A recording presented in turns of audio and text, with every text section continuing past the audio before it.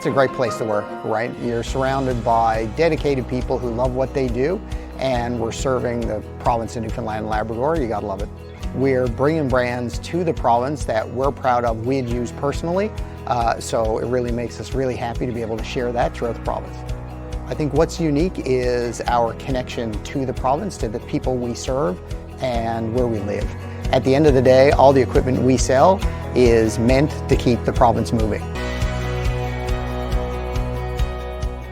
So I'm Alan Dale from Gale Force, which is an absolute pleasure to be here at Municipalities Newfoundland and Labrador 75th anniversary show, and I want to tell you, good conversations are happening. And on that note, thank you to our good friends at Harvey & Co. Those folks have brought this conversation alive, and we certainly appreciate it. I like meeting these folks one by one, and on that note, why don't you introduce yourself, tell us what you do.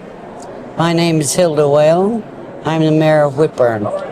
Okay, Your Worship, thank you for your service to the community of Whitbourne. And tell me about Whitbourne. Where are you geographically located, and what's going on in that town? We're geographically located on the Avalon.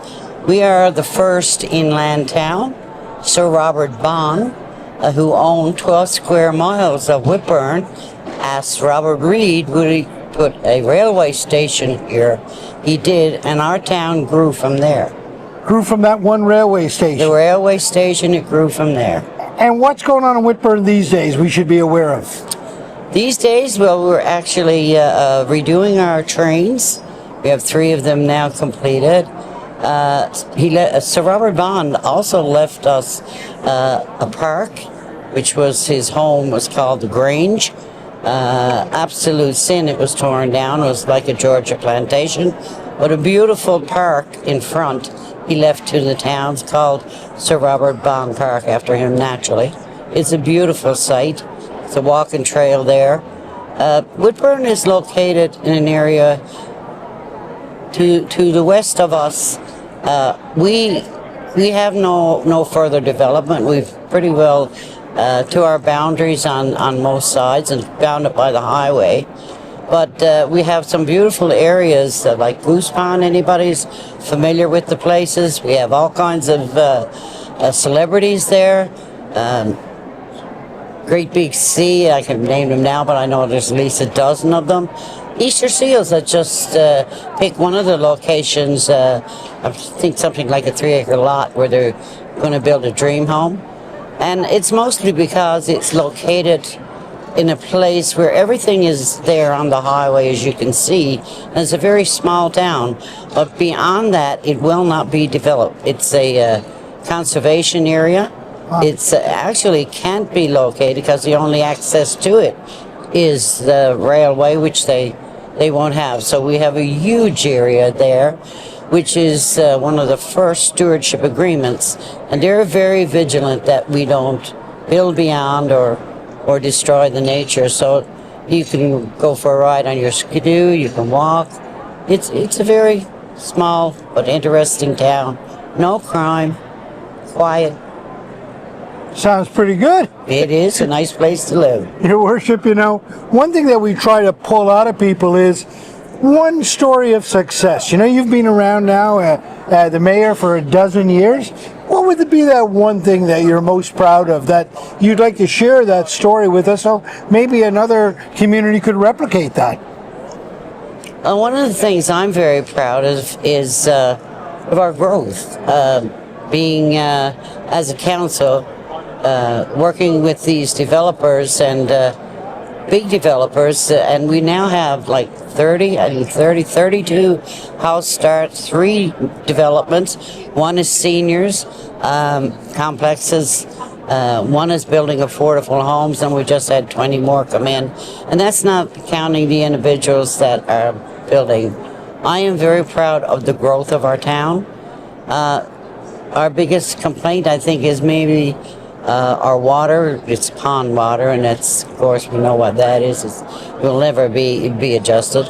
I'm very proud that we've got most of the pipes in the ground changed, so that within the next few months we should be able to have clean drinking water, because the 50-year-old pipes, it depleted the chlorine and there was no way to have good water while it's running through these pipes. We have one more project to finish, and we have all clean pipes. Then we can go from there with a little better in our water system.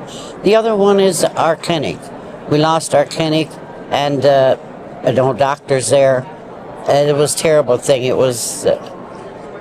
was everything to the town, but not only that. We have one of the best volunteer fire departments, I would say, on the island, and they are recognized as that at all the conferences that they do attend to. They are one of the best equipped and best trained. In fact, the RCMP have often had to call them out with their camera, some kind of camera, to locate somebody got lost in a truck. So they follow them and they find them. They cut people out of cars, and that clinic saved a lot of lives. So that's very distressing. But in regards to the town, I don't get any complaints. My success, what I see, is that we are growing, moving forward. Hopefully, this will be my last term, and I hope to see a community center. Our new program is all new. We've put about 50, 70 trees in Sir Robert Bonds Park. We still have a lot of work to do there because it is a beautiful spot. People go there for pictures and weddings and stuff. It's just gorgeous. All flower beds and blooming trees. It's just beautiful. So, but like I said, my biggest success is moving the town forward, growing, getting things done. That's my next option. When I looked at the trains when I went there, we got to save these trains. You know, this is the base of who we are. And so we're working from there. We got another couple trains to do. We'll continue working on that. And a community center and a few odds and ends. And other than that, most people in our town are very content. Your Worship, a pleasure to have you on. Thanks for sharing your stories with us. You're welcome.